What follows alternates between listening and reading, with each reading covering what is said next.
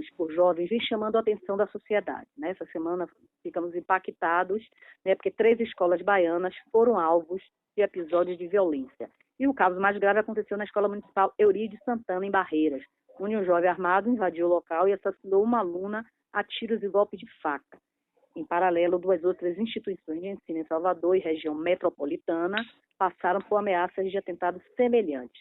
Aí a gente pergunta o que leva jovens a abrirem fogo nas escolas.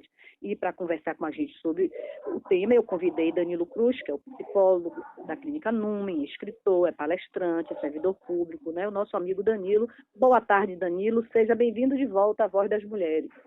Boa tarde, Márcia. Boa tarde, ouvintes. Sempre um prazer, Márcia, ser recebido nessa casa que tão carinhosamente me acolhe. Deu uma boa tarde para seus ouvintes, uma excelente tarde para sua equipe. É uma maravilha estar aqui de volta.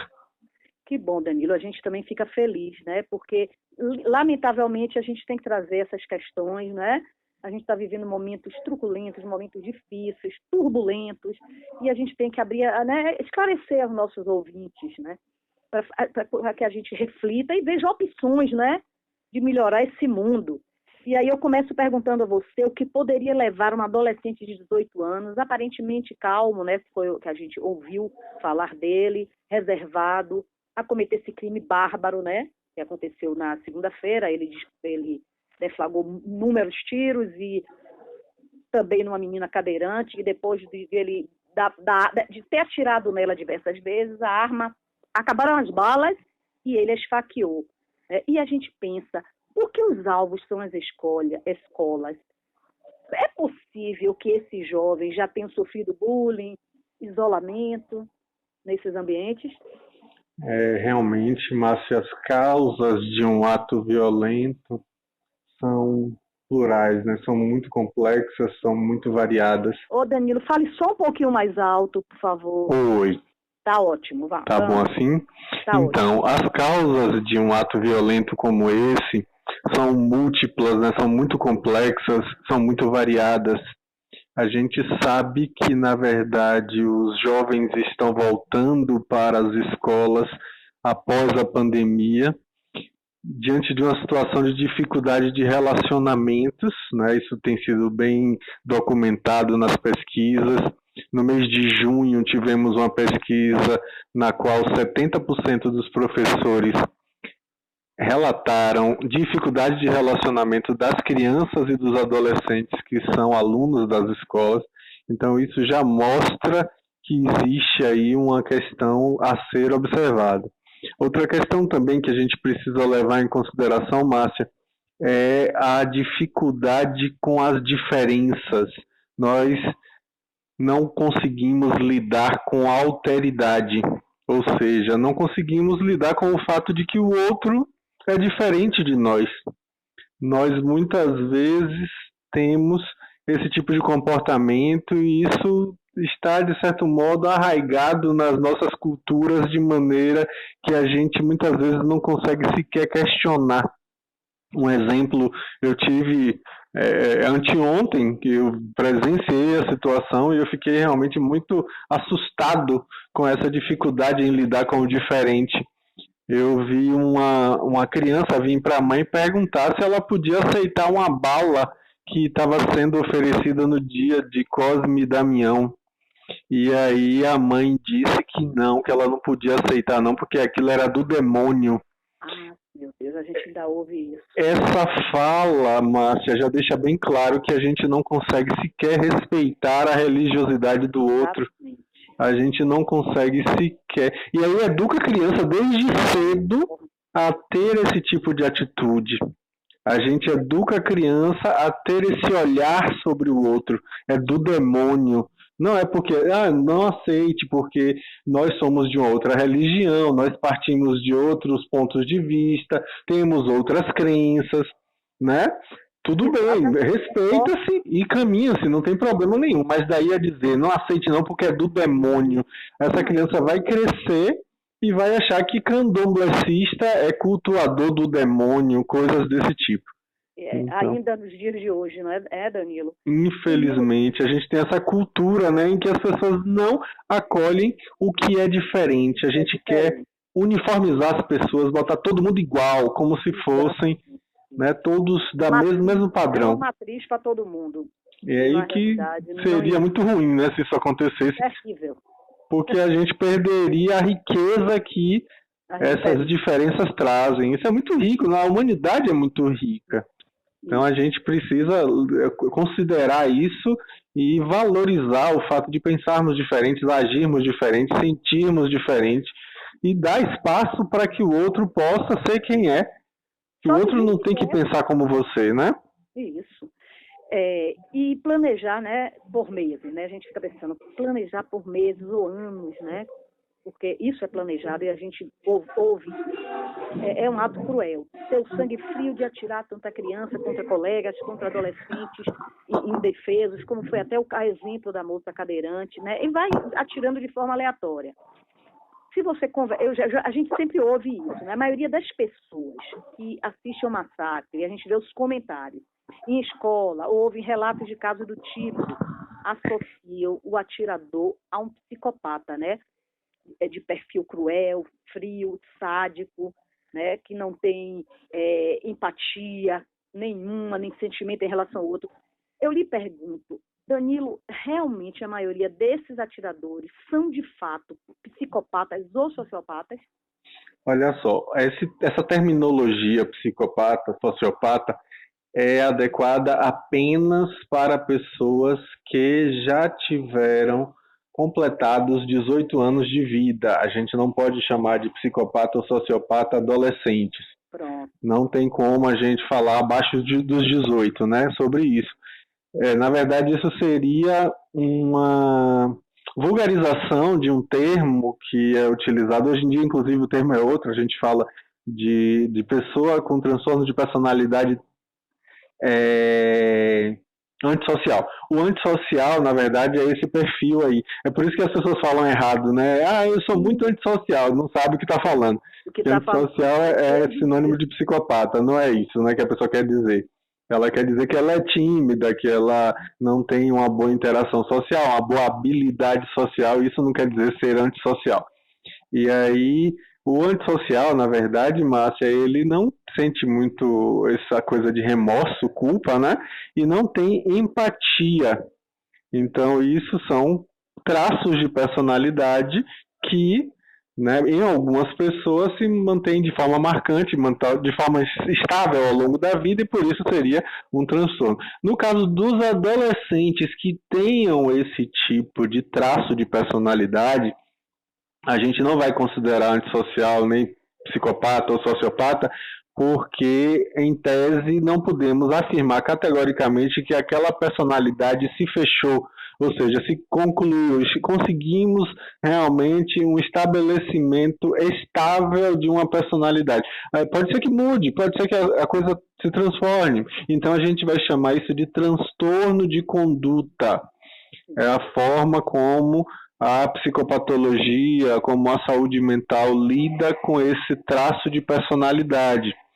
Mas, assim, isso não explica muita coisa. A gente, por exemplo, precisa levar em consideração também a acessibilidade das armas. As armas estão cada vez mais acessíveis. Isso. A gente precisa falar disso, né? É óbvio que com tanto acesso a armas fica mais fácil de que aconteça. Até porque, numa situação de massacre, o que vai abrir fogo numa escola é aquele que tem uma arma na mão. O que tem só uma faca, por exemplo, ele vai ter uma capacidade muito menor de fazer um estrago do que uma pessoa que tem uma arma ou está fortemente armado, como a gente vê como o caso de Columbine lá nos Estados Unidos no ano de 1999, que acabou ficando como uma espécie de arquétipo, né, se a gente pode falar dessa forma, porque virou uma referência.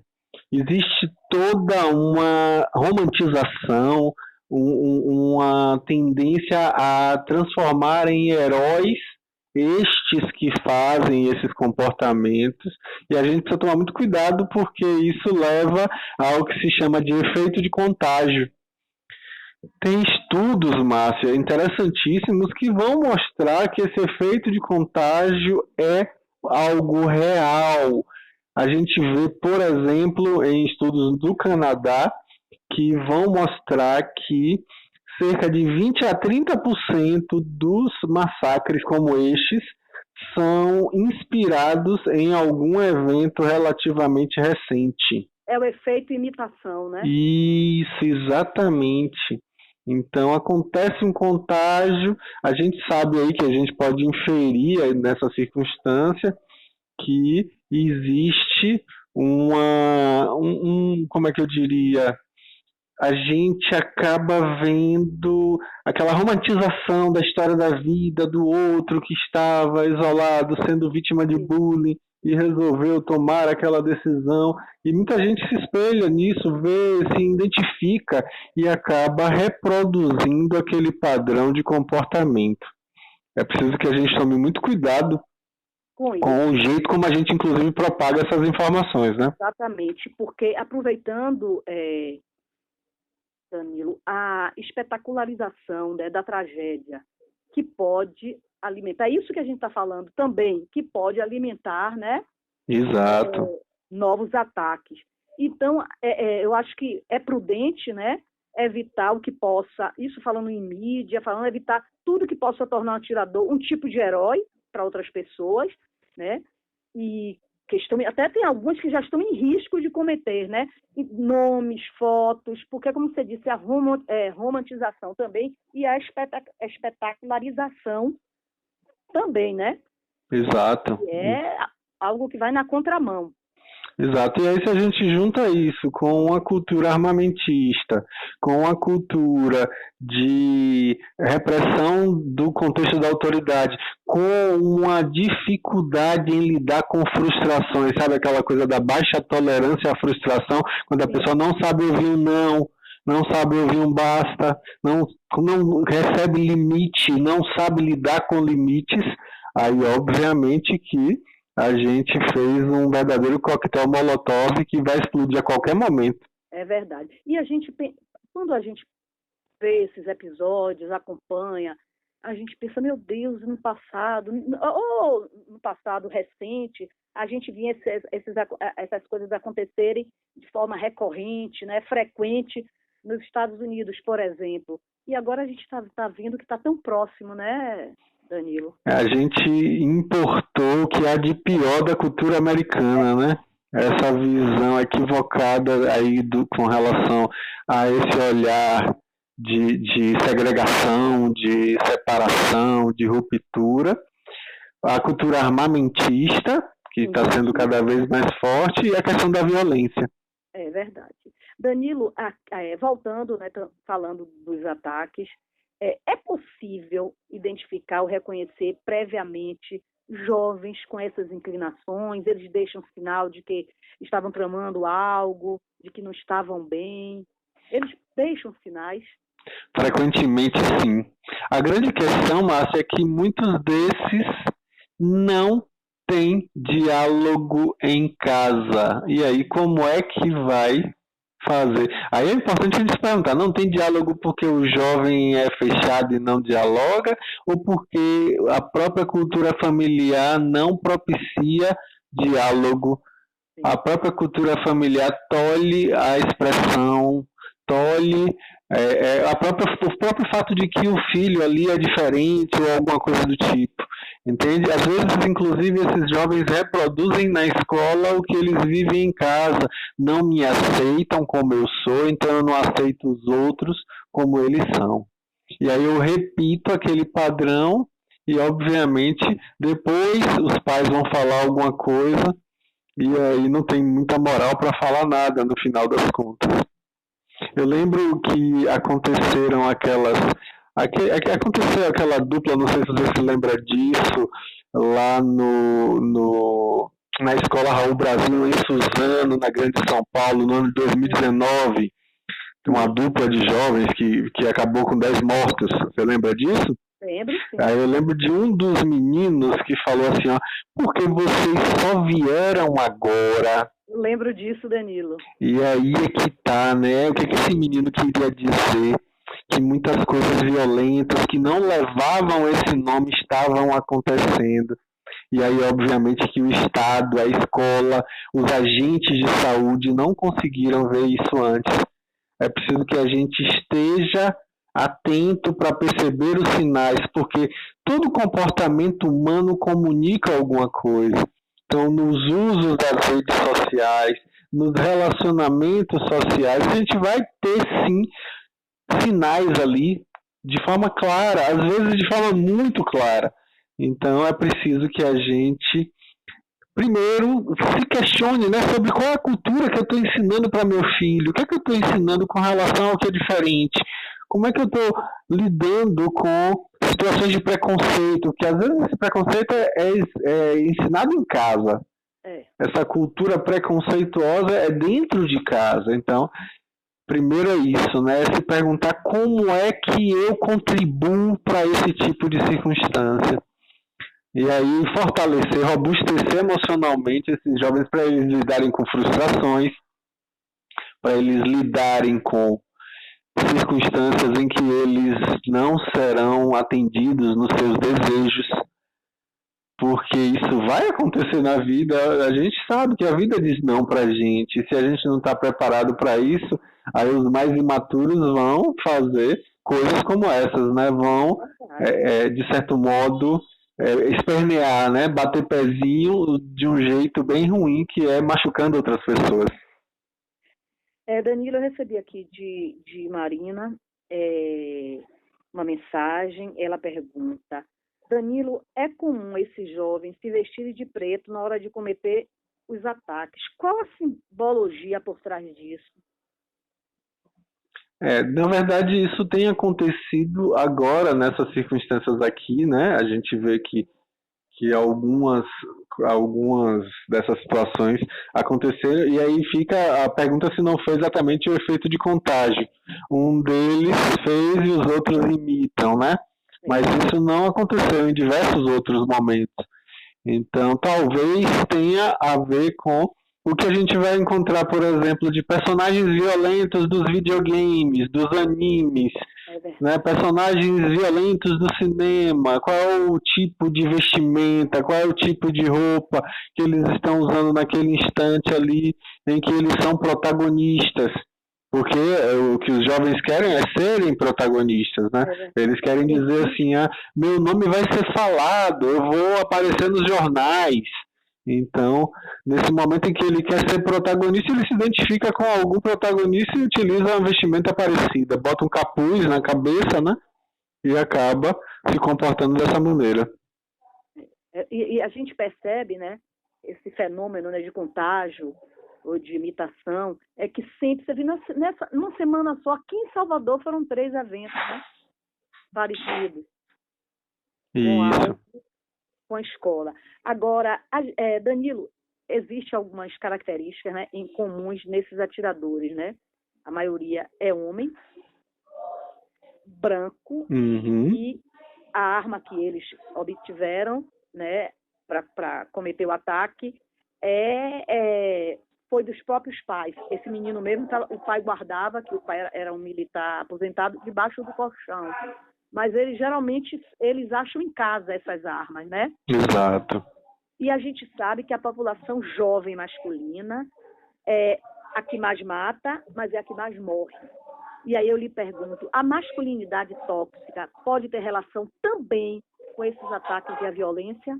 Total, Márcia. Até porque esses jovens do sexo masculino que não têm segurança da sua própria virilidade são ensinados desde cedo a tentar impor sua virilidade sobre os outros. E aí, muitas das vezes, justamente nas circunstâncias de bullying, nas circunstâncias de conflitos de relacionamento, eles tentam se impor. E a tentativa de imposição é pela violência, pela agressividade, né? E quando você não tem bem resolvido em si a sua questão da sua virilidade, da sua masculinidade, você quer forçar ao outro que ele reconheça a sua virilidade, a sua masculinidade, né? Então é preciso que a gente desconstrua essa perspectiva. É como volta e meia a gente fala disso, Márcia. O machismo não mata só as mulheres, também mata os homens. Sim. O machismo tem matado muitos homens, por sinal. Então a gente precisa sim pensar a respeito, conversar a respeito da masculinidade tóxica, que tem sido, sem dúvida alguma, uma coisa muito ruim para a humanidade como um todo, né? Então, na verdade, a gente pode mostrar para esses jovens que eles podem ser homens dignos, de maneiras que eles não precisem impor violentamente a sua masculinidade nas relações sociais. E isso, obviamente, exige maturidade, porque é preciso haver muita imaturidade para acreditar que uma situação de violência realmente vá fazer com que alguém admire você. É verdade. Eu recebi aqui de nosso ouvinte Edna. Ela diz boa tarde a todos, boa tarde a Márcia e a Danilo. Ela disse que ela tem uma grande preocupação pela falta de cuidados de pais com filhos. Isso é muito comum, realmente, né? Existe uma certa cultura de eu tenho que deixar ele se virar para ele ter autonomia e independência, só que isso muito frequentemente tem a ver muito mais com um desejo de negligência, um desejo de omissão, que faz com que você cruze os braços e dê as costas para a educação do seu filho. Como eu disse, a adolescência é um período em que a personalidade está sendo construída, está sendo fechada gradativamente. Então, aquele adolescente, aquele jovem está muito suscetível às influências externas. E sem uma orientação de alguém maduro, a gente não tem como saber qual vai ser o resultado do que vão ensinar para os nossos filhos, para as nossas crianças, nossos jovens e adolescentes. A gente precisa estar próximo, a gente precisa fomentar diálogo. A questão está aí, os pais muitas vezes, quando a gente fala assim, precisa fomentar diálogo, eles querem fazer um monólogo, que é ouvido pelo filho como um sermão. E é preciso que a gente tome cuidado, porque a gente está falando de diálogo, de conseguir ouvir a opinião do outro, perceber, conversar e não apenas falar, né? Trazer também a opinião do outro, dialogar, para que assim a gente consiga, né, de uma maneira muito mais humanizada, trazer afeto para as relações. O problema é que a gente tem uma visão já prévia, eu sei o que é melhor para meu filho. E nessa atitude orgulhosa de que se sabe o que é melhor para o outro, sem nem perguntar ao outro se isso realmente é melhor para ele, sem nem questionar o que é que o outro pensa a esse respeito, sem nem estar disposto a ouvir qual é a perspectiva do outro a respeito daquilo, a gente acaba fazendo o quê? Tirando do outro a autonomia para tomar suas próprias decisões e, com isso, ter um espaço de expressão. Diversos mecanismos têm sido feitos ao longo do mundo nas escolas que têm tido ameaças de massacre, que aumentaram muito recentemente. Sim. Apesar de não se confirmarem, de não se concretizarem os massacres, né? Muitas escolas têm tido ameaças, né? Tem desafio na internet, Márcia. Pare sua escola por um dia. Aí, né, seu adolescente vai lá no banheiro e picha uma ameaça de massacre para poder ver eu consegui parar minha escola por um dia porque eu fiz esse tipo de coisa. Olha para isso. Quão suscetíveis estão esses adolescentes para fazerem esse tipo de comportamento e se sentirem valorizados, né? E é dos pais, né, pensarem sobre o seu papel, a escola, sobretudo nesta era de tecnologia, onde a internet toma esse espaço da família, né? Os pais precisam estar muito atentos com o tipo de informação que os filhos estão consumindo, ficar muito atentos com relação ao tipo de videogame que eles têm jogado, ao tipo de filme que eles têm assistido. Isso tudo faz uma diferença enorme, mas se a gente acha, bobagem, é só um filme, não, é só um joguinho. Não, não é não. Danilo, a gente vai rapidinho, para o nosso intervalo comercial e a gente retorna, né, falando sobre esse tema. esse olhar para esses jovens, né? Até já. Até já.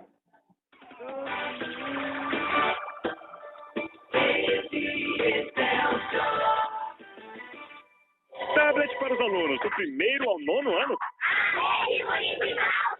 A Prefeitura de Salvador já começou a entregar os 106 mil tablets para os seus alunos, todos com chip para garantir o acesso à internet e com um sistema digital de aprendizagem feito especialmente para eles. Esse não é só mais um equipamento, é uma nova forma de aprender, interativa, deixando o conteúdo ainda mais interessante para as crianças. Prefeitura de Salvador, quando a gente muda a educação, muda a... Futebol e eleições são festas populares. E em festa popular, violência não pode entrar. Nos dois casos, pode ter disputa, pode ter rivalidade, mas não pode ter violência.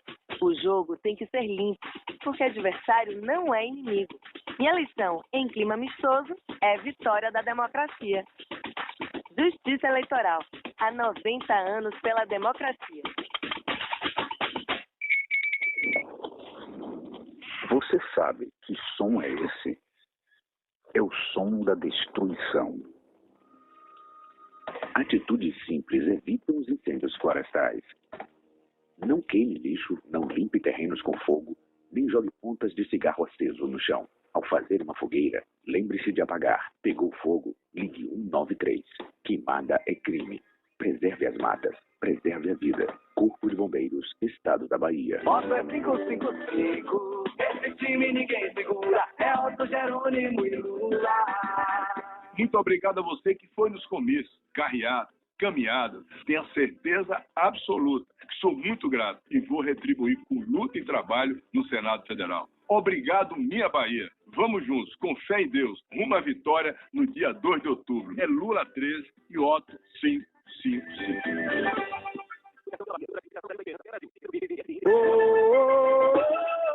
É 555, é Otto senador. É 555, Lula tá, eu também sou.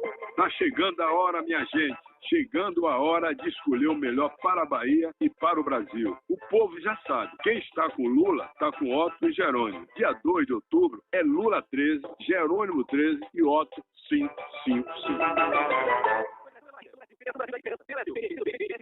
É que ela é Simone, presidente do Brasil. Simone 15, a presidente da coragem e do amor. Eu sou Simone Tebet, professora, advogada, senadora da República, e me comprometo a levar o Brasil para um novo caminho de paz, união, amor e com coragem para fazer o que precisa ser feito. Se você me der esse voto de confiança, nós vamos fazer diferente e mudar o Brasil de verdade. Só preciso de um voto, o seu, e eu conto com ele. Coligação Brasil para todos os juntos com a ACM Neto para mudar a vida dos baianos. Sou Rogéria Santos, missionária advogada, vote 1000 em quem tem vocação para cuidar de gente. Mulher é força, coragem e determinação. Vote doutora Lília Cardoso, 1032, deputada federal. Pela renovação na política, a partir do olhar sensível e forte da mulher. Vote Viviane, 1044. Vota certo para deputada federal Fátima Mandelli, 1007. Republicanos, propaganda eleitoral da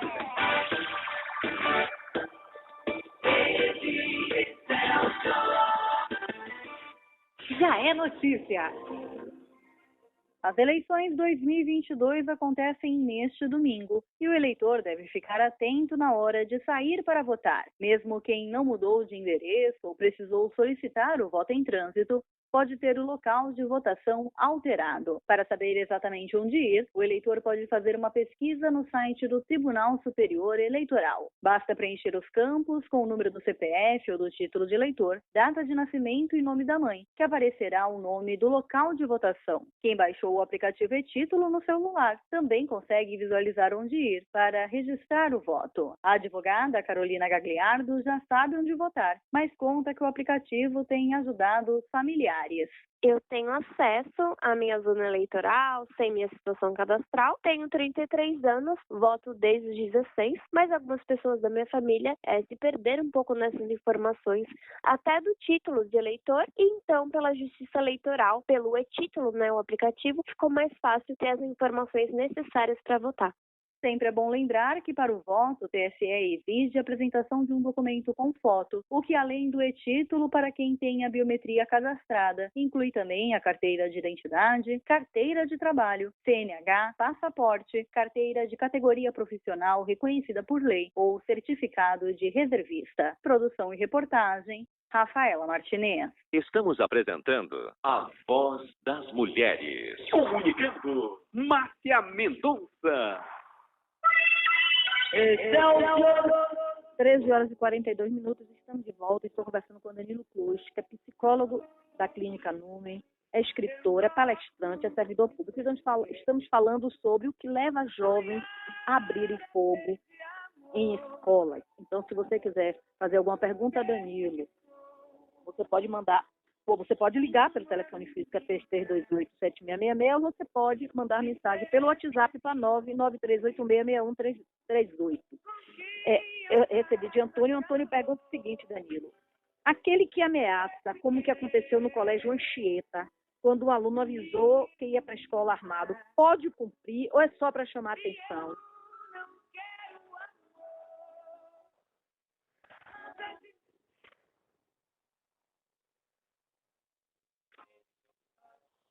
Danilo?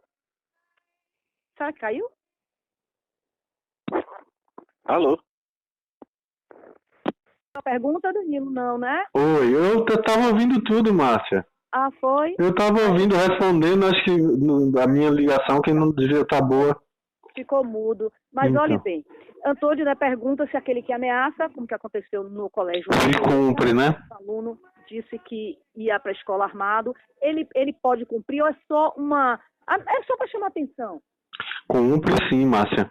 A gente vê que os que cumprem primeiro ameaçam, é o mais frequente comportamento.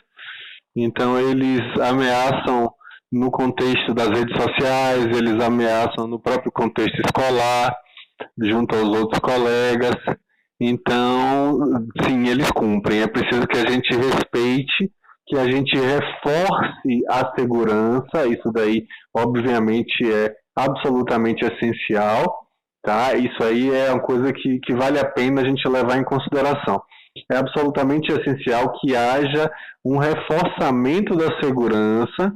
Precisamos também um treinamento para que os alunos saibam como lidar com essas circunstâncias, quais são os locais de fuga. Tudo isso é importante saber como se comportar, mas principalmente é importante aprimorar os canais de expressão da escola para acolher esses alunos. É importante haver aí uma forma de trazer a expressão para que não fique apenas na passagem ao ato, né? A questão aí das vias de fato, para que eles consigam, através da verbalização, resolver esses conflitos. Danilo, nós estamos com uma sensação, né? Uma sensação aterradora de que os assassinatos em massa, né, modelo desses que a gente tem visto, estão se tornando mais frequentes, né, como se fosse uma ameaça moderna, né, que ronda escolas, ronda universidades. Essa é uma impressão exagerada ou a violência está se tornando uma linguagem vigente? Não é exagerada, não. A gente vê que a violência realmente, né, está sendo cada vez mais utilizada para poder comunicar alguma coisa.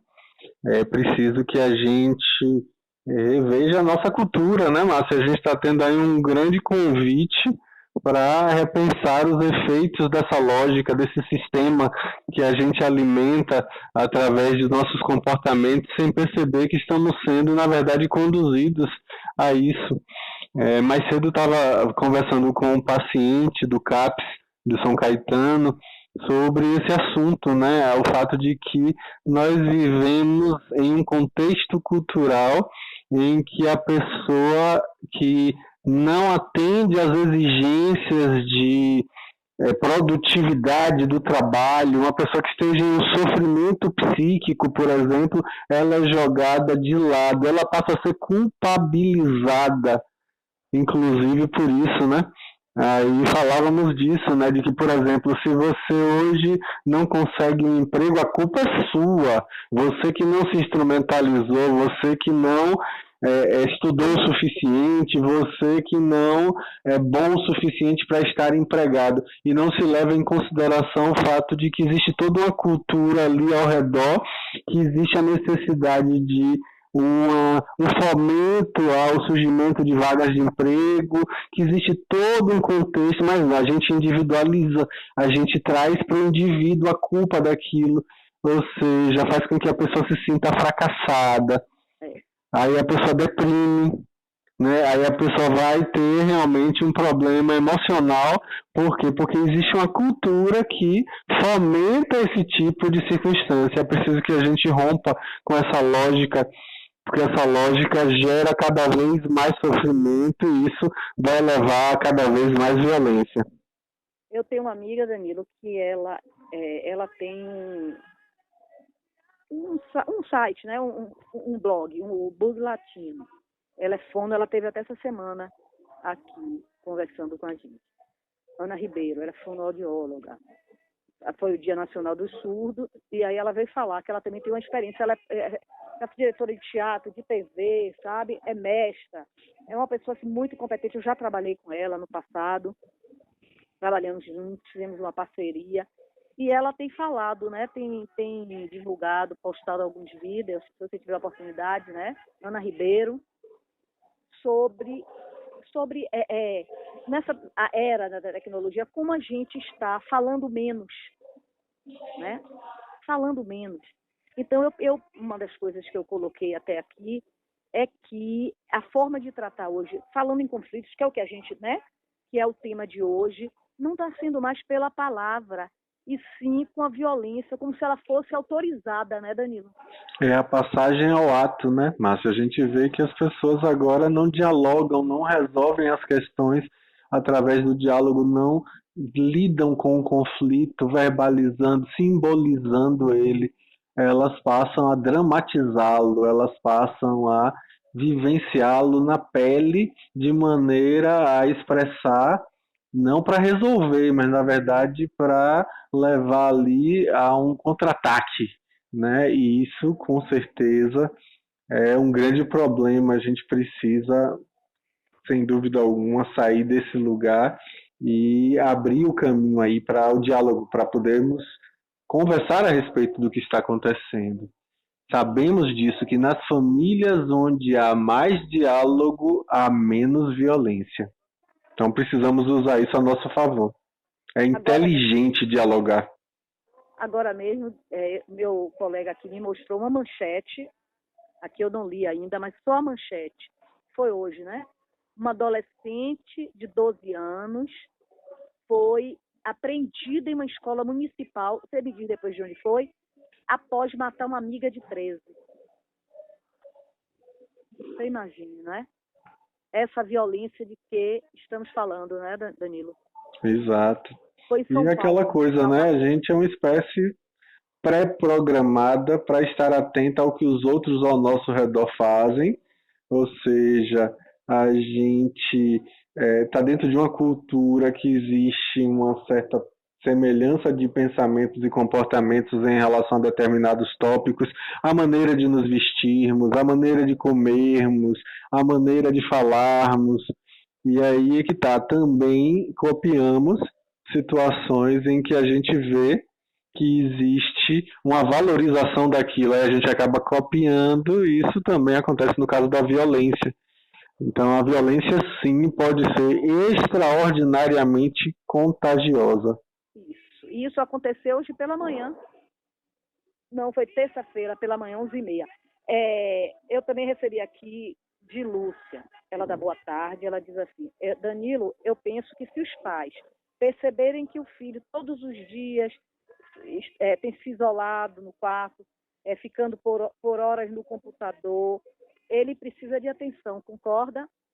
Concordo, com certeza, isso é bem claro, a gente precisa, né, tirar essa situação, até porque é muito cômodo deixa ele lá que não me incomoda, deixa ele lá, né? Como se as telas, esse isolamento, de certo modo, é meio que uma babá que deixa a responsabilidade da educação pela internet, deixa a responsabilidade da educação para o Google, deixa a responsabilidade da educação para o Bing, ou para o PlayStation, ou para o Xbox, deixa a responsabilidade da educação para a ferramenta tecnológica lá. Eu não vou me meter nisso não. E aí nisso acaba que a gente vê uma casa em que está cada um dos membros da família em um cômodo com o celular na mão e eles não dialogam entre si. Às vezes estão conversando, inclusive, pelo WhatsApp, mas não dialogam. É preciso que a gente realmente repense, né, Márcia? Sobre isso, né? Porque eu até ia ali fazer uma pergunta, é uma pergunta, assim, ampla, não existe uma fórmula, mas a gente, na sua opinião, como a gente pode tentar prevenir que outros casos como esse, envolvendo adolescentes e jovens, aconteçam? Muito frequentemente, Márcia, episódios como esse de violência têm a ver com transtornos mentais não detectados ou não tratados. Então, uma das formas de prevenção é que a gente tenha acesso à saúde mental de qualidade, que a gente tenha a possibilidade de que as pessoas rompam com os estigmas e preconceitos a respeito dos transtornos mentais, para poderem falar abertamente sobre essas questões, vencendo a masculinidade tóxica, vencendo esse machismo que tantas vezes faz muito mal, e é preciso que a gente amplie o espaço para o diálogo. Assim a gente consegue verdadeiramente. A gente vê nas experiências que nós temos relatadas em diversas pesquisas científicas em outros países que a abertura de grupos de diálogo a respeito das diferenças, de resolução de conflitos, de mediação de conflitos, isso faz uma diferença enorme, porque faz com que todos se sintam acolhidos nas suas demandas.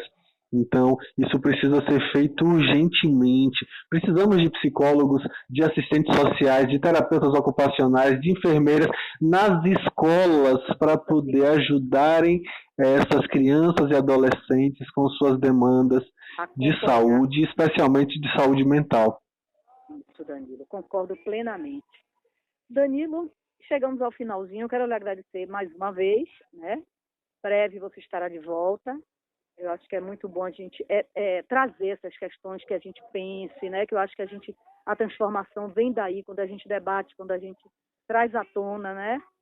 São tensos, mas é que é preciso falar. Precisamos como adultos, responsabilizar, né, as pessoas com relação ao que lhes cabe. Agradeço em nome da comunidade, em nome da população, Márcia, pelo espaço. Maravilhoso estar aqui. Muito grato mesmo. Um abraço. Um grande abraço. E assim eu me despeço dos ouvintes. Os ouvintes, nós estamos em rede, os ouvintes